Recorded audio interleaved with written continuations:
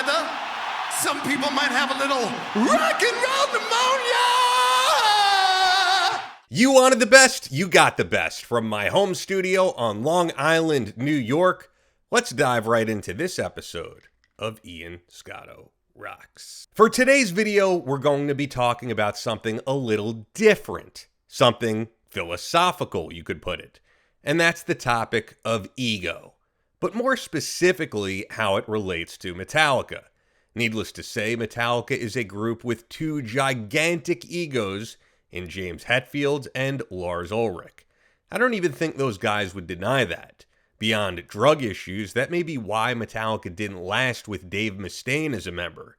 3 egos of that size may have been a bit too much to bear. When the documentary Some Kind of Monster was released in theaters back in 2004, I remember it had mixed reactions. Some people really appreciated the band exposing themselves in the most authentic way possible. Others thought that Metallica revealing themselves in pure crisis mode behind the scenes and pulling away the curtain, so to speak, revealed more than they bargained for. People often like to think of a band as being all for one and one for all, not simply a business enterprise holding it together to keep the money flowing in.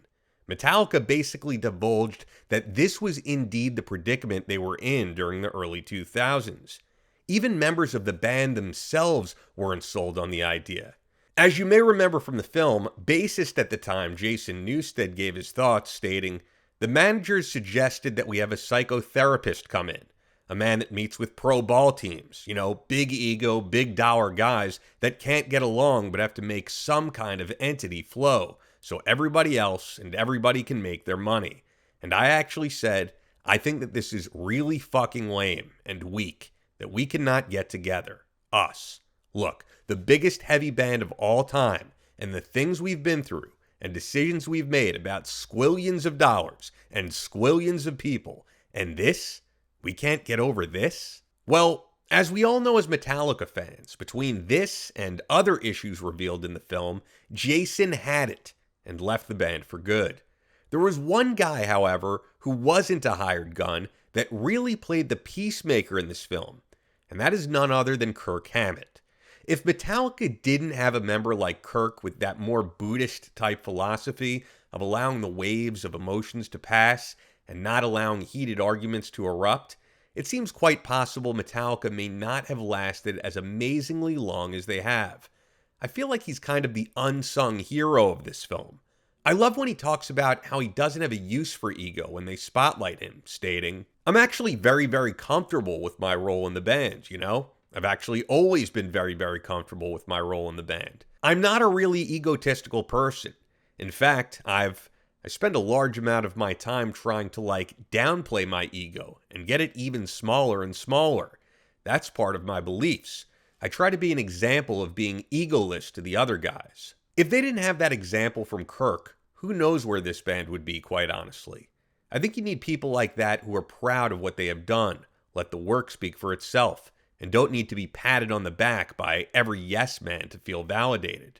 I don't personally know Kirk Hammett, but I feel pretty confident that this is actually very, very much who he really is. You meet people all the time who say, "I have no ego," and then when you get to know them beyond anything surface level, it's actually quite the opposite. They have a massive ego. That doesn't seem to represent Kirk. To be in a band at the level of Metallica and not walk around like you're the shit each and every day takes an enormous amount of humility and willpower, and it really should be commended more than it is. There is one instance in the film, though, where Kirk does get heated about the band laying down a rule that Saint Anger would contain no guitar solos, and what he said about it proved to be spot on. Can I say something that I think is bullshit? This whole fucking solo out, dates the whole thing. That's so bullshit, If you put if you don't play a guitar solo on one of these songs, that dates it to this period. And that cements it to a trend that's happening in music right now. I think that's stupid. And I think it's totally trendy. It's always been about, where could it go that's kind of new and interesting, instead of just repeating something from the past. I'm not interested in playing traditional guitar solos anymore. That's just, for me, it's just boring, To me, if you can add a color to the song that satisfies you and works for the song, then that's what we should do with it.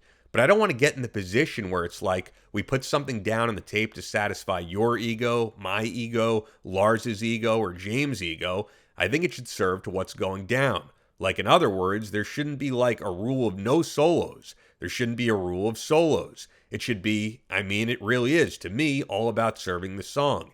And, because, I just don't want to follow certain trends that I see other bands following.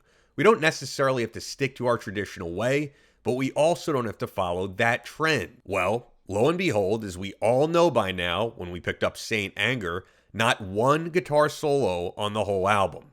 And instead of listening to Kirk, I believe the band did exactly the opposite of what he suggested. James and Lars, of course, let their egos get the best of them and hopped on a trend of the time. Look, there's a lot of problems with Saint Anger as a record, but having a few tasty guitar solos would have probably gained the record at least some credibility among fans. I even remember Kerry King from Slayer being pissed about this when the album came out, stating in an interview with Britain's Terrorizer magazine at the time, "What record were they listening to? I bet it sounds pretty decent live and those songs are all right, but there's no reason for those songs to be 7 minutes long, let alone 8 or 9. It's like they have one of the better guitar players on the planet and they're not letting him play lead. It's kind of like putting cuffs on him. I personally can't understand it." I can't understand it either, Kerry, but it all boils down to ego. More proof of this is a couple of albums after Saint Anger, they'd put out Hardwired to Self-Destruct. And although I thought it was a pretty decent Metallica record, if you look at the credits on it, you'll see there's not one fucking co-write from Kirk Hammett. Not one. All tracks by James Hetfield and Lars Ulrich, except Man Unkind, which has a co-write by Rob Trujillo. What a gut punch that is.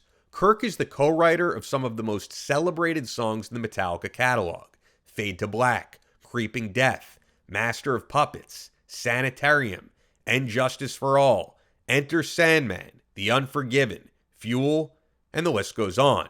You mean to tell me all these years later, he lost all ability to write a song good enough to be on the Hardwired album? I don't buy it. I think it all comes down to ego, greed, and getting that precious songwriting royalty money. I was glad he at least got some songwriting credits on the latest album, 72 Seasons, including the title track, which is easily the best thing on the whole record. Anyway, I was inspired to make this video because in a world of alpha male influencers and guys with massive out-of-control egos being celebrated, I think in many ways it's better to be a Kirk Hammett. People with giant egos tend to lose perspective, lose sight of what really matters, and their lives spiral out of control, especially being in Metallica. Having a huge ego in that position can be a perfect recipe for disaster when you have stadiums full of fans hanging at your every word each night, making you feel like a literal god. But I think Kirk Hammett has no problem realizing that we are all mortal men, and that having such a huge ego will leave you inevitably destined for a major fall when everything implodes. Be like water, my friend, as Bruce Lee would say, and don't allow emotions to get the best of you. Let those feelings pass like waves.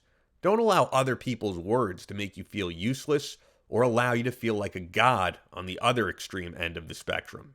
And be more like Kirk Hammett. Kudos to Kirk Hammett. I really hope you guys enjoyed this video. It was just something I was thinking about. I've seen Some Kind of Monster countless times, thought it was a great documentary, and this was just a little of my perspective on it. If you're new to the channel, be sure to subscribe. You'll notice I don't plug anything on this channel besides my own merchandise, and that's because I want all my videos to be up for the public. I don't have a Patreon. I don't have a membership. I'm not going to dig to the bottom of the barrel to just put out content so I get paid for it. I want the channel to blow up and just organically gain as big of a following as possible, but I can't do that without your help. So be sure to like the video, leave a comment, and if you want to binge watch more great material from Ian Scotto Rocks, I did a video on why I think Ride the Lightning is the ultimate Metallica album and that not enough people listen to full albums in their entirety. I think that's an epidemic going on. So if you want to watch that in its entirety, click right here. That was a fun video to do, and I hope you stick around for more great videos here on Ian Scotto Rocks.